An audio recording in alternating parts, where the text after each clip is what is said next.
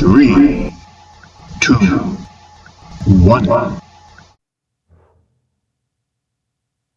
Right, let's get our boots on and head out to Salisbury Plain in Wiltshire, England. Imagine a vast, rolling landscape, green and windswept, under a big sky.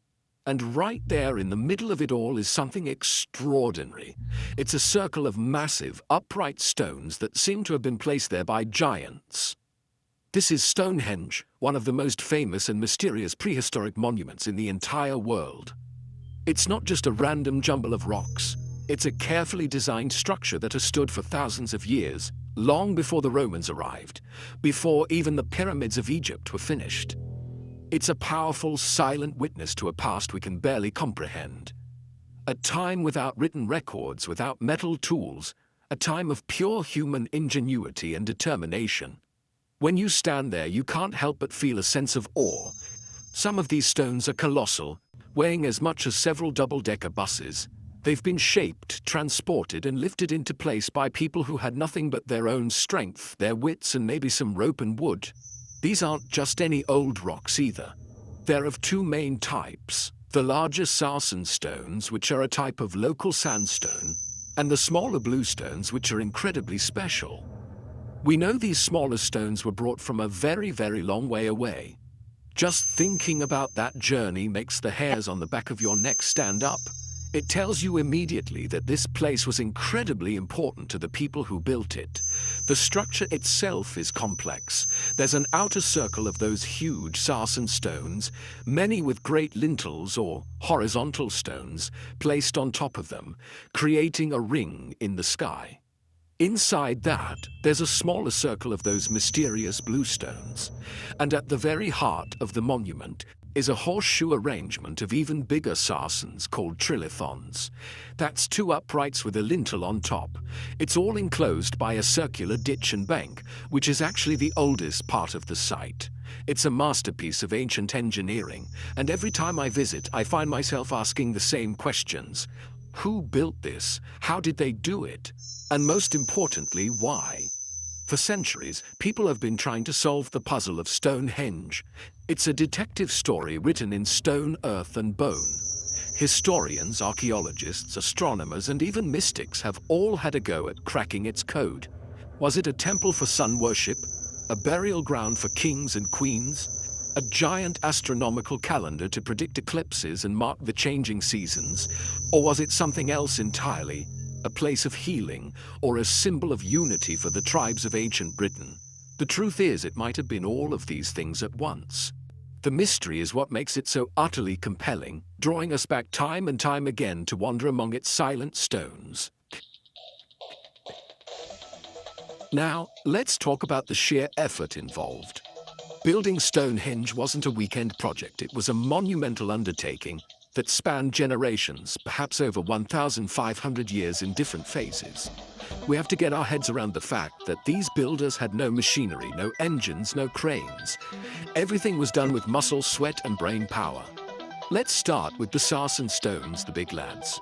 These monsters, some weighing over 40 tons, were quarried from a place called the Marlborough Downs, which is about 20 miles north of Stonehenge. That might not sound like a huge distance today, but imagine trying to move something that heavy across the rolling hills and valleys of ancient Wiltshire. So how did they do it?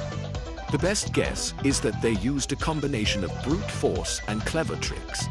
They might have placed the giant stones on wooden sledges, which were then pulled over a track of log rollers. Think of it like a conveyor belt made of tree trunks. It would have required hundreds of people, all pulling together on thick hand-made ropes, probably made from twisted plant fibers or leather. It would have been slow, back-breaking work. Every small hill would have been a major obstacle, every muddy patch a potential disaster. The level of social organization required is mind-boggling. You'd need people to fell the trees, make the ropes, prepare the route, and of course hundreds to do the pulling. But the sarsens are only half the story. The smaller bluestones are, in many ways, even more remarkable. For years, we knew they weren't local, but it took some brilliant geological detective work to pinpoint their exact source. It turns out they come from the Preseli Hills in West Wales, a staggering 180 miles away. Why on earth would anyone go to all that trouble? To transport 4-ton stones across that distance is an incredible feat. It suggests these specific stones had a profound spiritual or ancestral significance. Perhaps they were believed to have healing powers, or maybe they represented the ancestors of the people who brought them to Salisbury Plain. The journey itself must have been a key part of the ritual.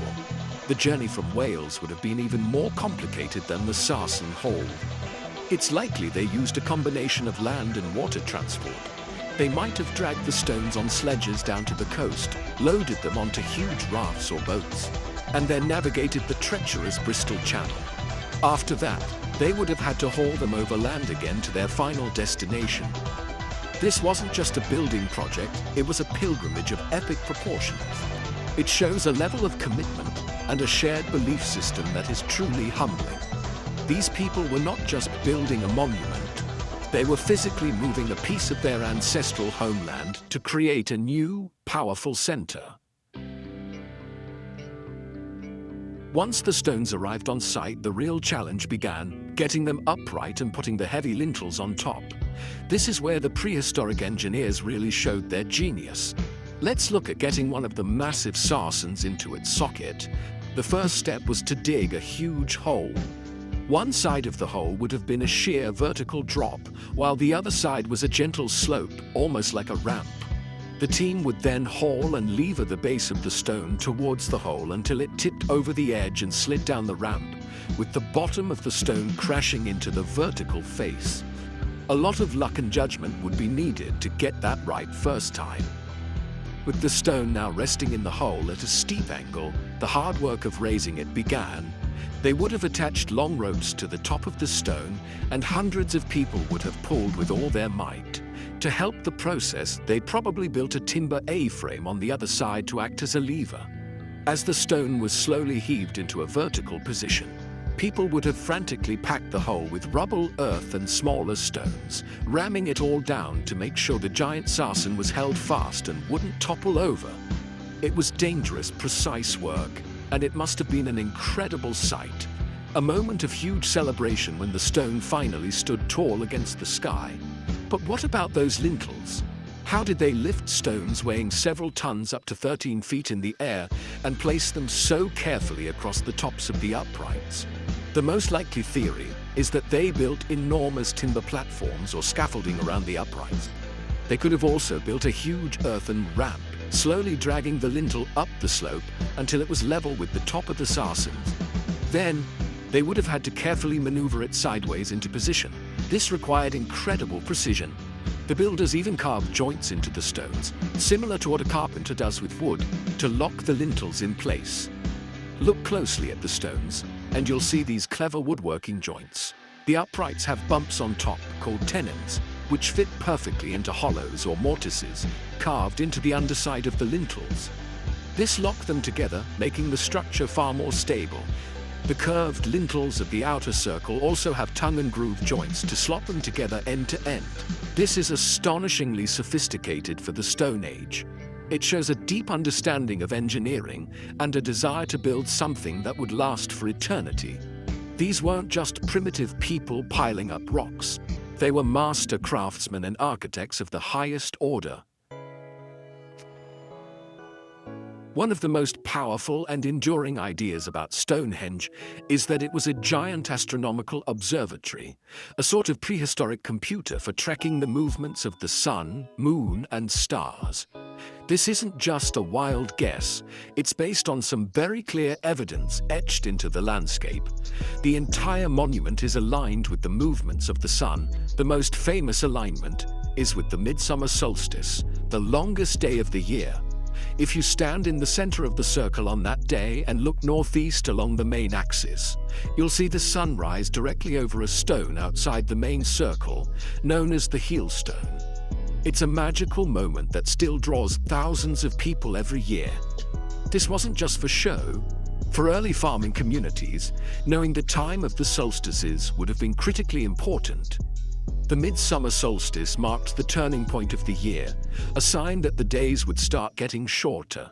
Conversely, the midwinter solstice, the shortest day, was a time of celebration, heralding the return of the sun and the promise of new life. Being able to predict these dates accurately would have allowed them to plan their agricultural year, when to plant their crops, when to harvest, and when to slaughter their livestock for the winter. The sky was their clock and their calendar, and Stonehenge may have been the magnificent device they built to read it. But the alignments might be even more complex than just tracking the sun. Some researchers, like Gerald Hawkins in the 1960s, suggested that Stonehenge could also be used to predict lunar eclipses. The moon has a much more complicated cycle than the sun, and Hawkins argued that the various posts and stones, including a ring of 56 pits known as the Aubrey holes, could have been used as a calculator to follow its path. This is a bit more controversial among archaeologists, as it implies a level of scientific knowledge that some find hard to accept for a prehistoric society. However, it's not impossible. These people lived their lives under the stars, and they would have known the heavens intimately. Whether it was a simple seasonal calendar or a complex eclipse predictor, the astronomical function of Stonehenge seems undeniable. The very layout of the stones screams of a connection to the cosmos. It connects the people on the ground to the great sweeping cycles in the sky. It's a way of bringing order to the universe and finding humanity's place within it. Building this cosmic clock would have been a way of gaining some control over a world that was often unpredictable and dangerous. It was a statement of understanding, a monument that said, "We see how the universe works, and we are part of it." While the astronomical theory is compelling, there's another equally powerful idea, that Stonehenge was primarily a sacred place, a temple dedicated to rituals, ceremonies, and most importantly, the dead. This theory isn't in opposition to the astronomical one. In fact, the two are likely intertwined. The movements of the sun and moon were probably part of their religious beliefs, marking sacred times for ceremonies. But the focus here is on the human element, on burial, remembrance, and the world of the spirits. This wasn't just a clock. It was a cathedral built of stone, a place where the worlds of the living and the dead could meet. The biggest clue for this is the sheer number of human remains that have been found at Stonehenge and in its surrounding landscape. Over the centuries of its use, the site was a massive cemetery. The earliest burials are in those Aubrey holes, the ring of 56 pits around the monument. These contain the cremated remains of at least 60 individuals, men, women, and children.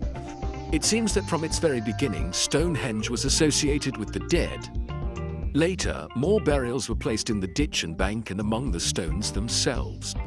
It was clearly a place people wanted to be laid to rest, a final destination for the most important members of the community.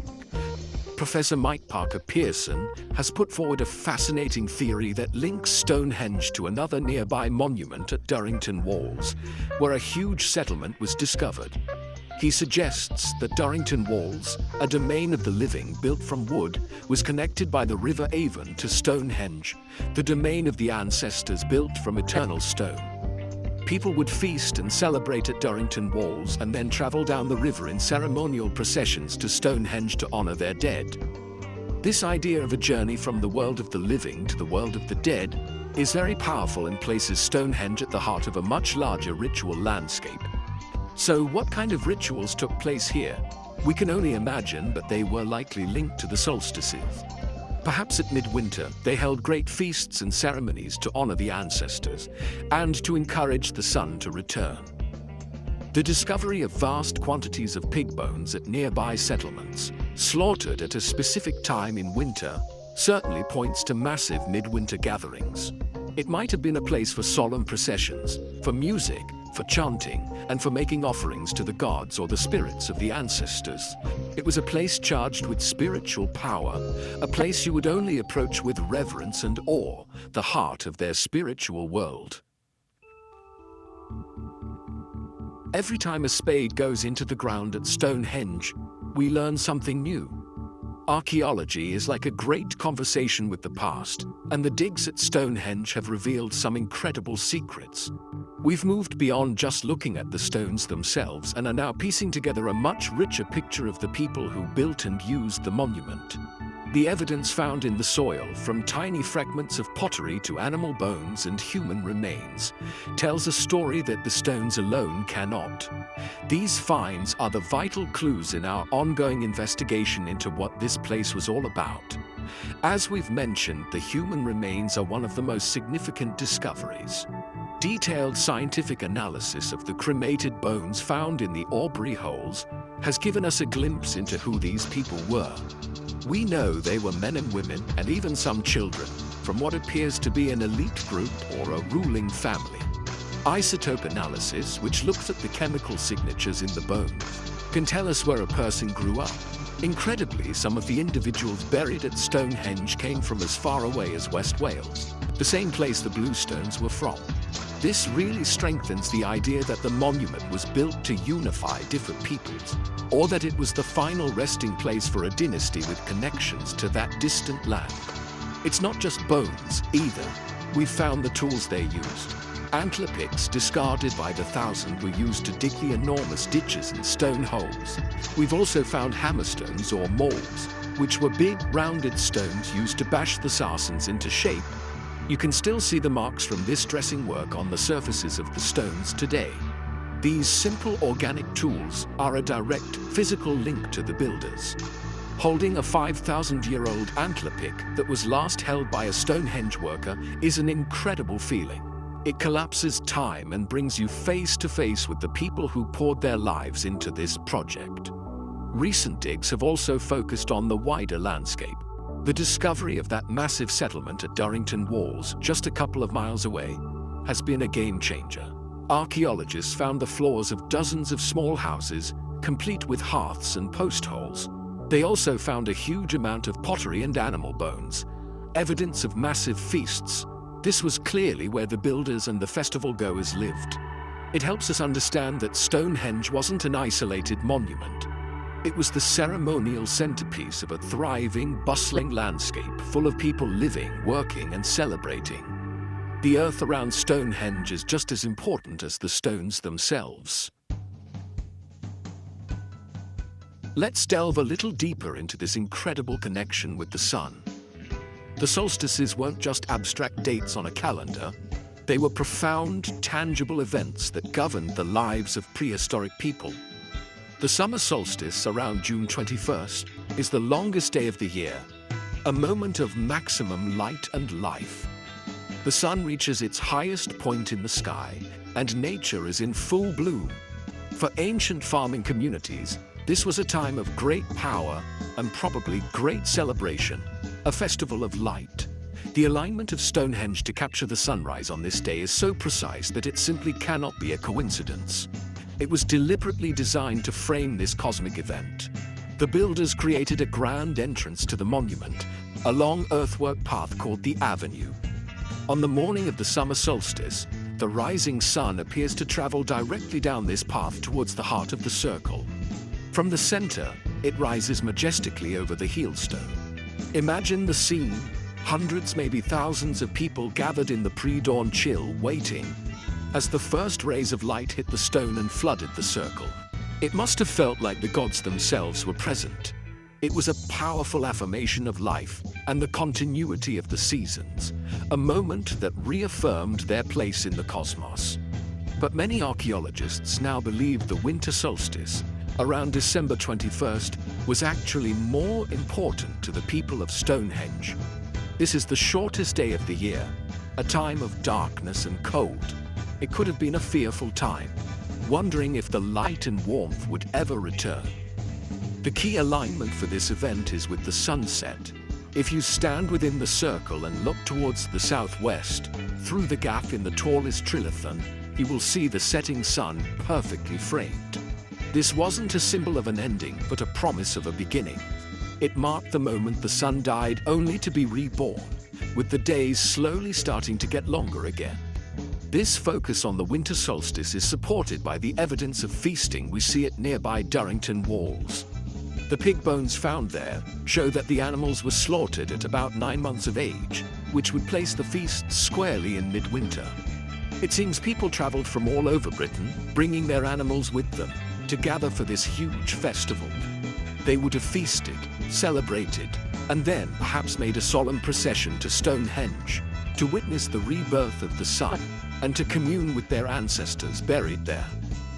The solar alignment wasn't just an observation, it was the backdrop for the most important religious festival of the year. Once the society that built Stonehenge faded away, the true purpose of the monument was forgotten. As centuries passed, new stories and legends were woven around the silent stones, each generation trying to explain their existence. One of the most famous and enduring tales comes from the 12th century writer Geoffrey of Monmouth. He wrote that Stonehenge was built not by prehistoric Britons, but by the wizard Merlin. The story goes that a king wanted to build a great memorial to nobles who had been slain in battle. Merlin advised him to fetch a magical stone circle called the Giant's Dance from Ireland, which had healing powers. According to the legend, the British army was unable to move the stones, so Merlin used his magic to transport them across the sea and re-erect them on Salisbury Plain. This story is fascinating because in a way it contains a grain of truth. It remembers that the stones were brought from a great distance over water, and that they were perhaps considered to have magical or healing properties. Of course, it wasn't Merlin's magic, but the ingenuity and hard work of real people that moved them. But the folk memory of a remarkable journey from the West survived for thousands of years, wrapped up in this fantastic tale. Another group famously associated with Stonehenge is the Druids. In the 17th and 18th centuries, antiquarians like John Aubrey and William Stukeley were convinced that Stonehenge was a temple built by these Celtic priests. This image of white-robed, bearded Druids conducting mysterious ceremonies among the stones at dawn is incredibly powerful and has stuck in the popular imagination ever since. Modern Druid groups still gather at Stonehenge to celebrate the solstices, feeling a deep spiritual connection to the site. However, archaeology tells us that this link is incorrect. The main problem with the Druid theory is one of timing. The great stone circles of Stonehenge were completed by about 2500 BC. The Druids were the priestly class of the Celts who didn't even arrive in Britain until much, much later, perhaps around 500 BC. This means Stonehenge was already an ancient ruin, over 2,000 years old, by the time the Druids were active. While they may well have recognized it as a sacred place and used it for their own ceremonies, they certainly weren't the ones who built it. The real builders were people far more ancient and, in many ways, far more mysterious. So after all the science, all the digging, and all the theories, what are we left with? Stonehenge remains one of the world's great unsolved mysteries, and that is precisely why it continues to fascinate us so deeply. It stands as a powerful symbol of human achievement against all odds. It reminds us that our ancient ancestors were not the simple, primitive people we sometimes imagine them to be. They were intelligent, organized, spiritual people with a profound understanding of their world, capable of incredible feats of engineering and driven by beliefs so powerful they were willing to dedicate centuries of labor to them. The central question, cosmic clock or sacred site, is probably the wrong one to ask. The truth is almost certainly that it was both, and so much more besides. For the people who built it, there was likely no difference between science and religion. Observing the heavens was a sacred act. The sun and moon were powerful deities, and their cycles were intertwined with the cycle of life, death, and rebirth. Stonehenge was a place where heaven and earth met, where the living could connect with the ancestors, and where the entire community could come together to reaffirm its place in the universe. It was the center of their world. Despite all our modern technology, there are still so many questions left to answer. We still don't know for certain exactly how they moved and raised the stones. We don't fully understand the meaning of the strange carvings found on some of them, and we may never know the precise details of the ceremonies that took place within the circle, or the songs they sang, or the prayers they offered. The lack of a written record means that the inner world of the Stonehenge builders, their language and their beliefs, will always remain partly in shadow, leaving a space for our own wonder and imagination to fill. Ultimately, Stonehenge challenges us to think about our own place in time. When we stand before it, we are looking at 5,000 years of human history. It connects us to a deep and distant past, reminding us that we are part of a much longer story. It has survived empires, wars, and the relentless march of progress, a silent testament to the enduring human need to create meaning, to understand the cosmos, and to build something that will last forever.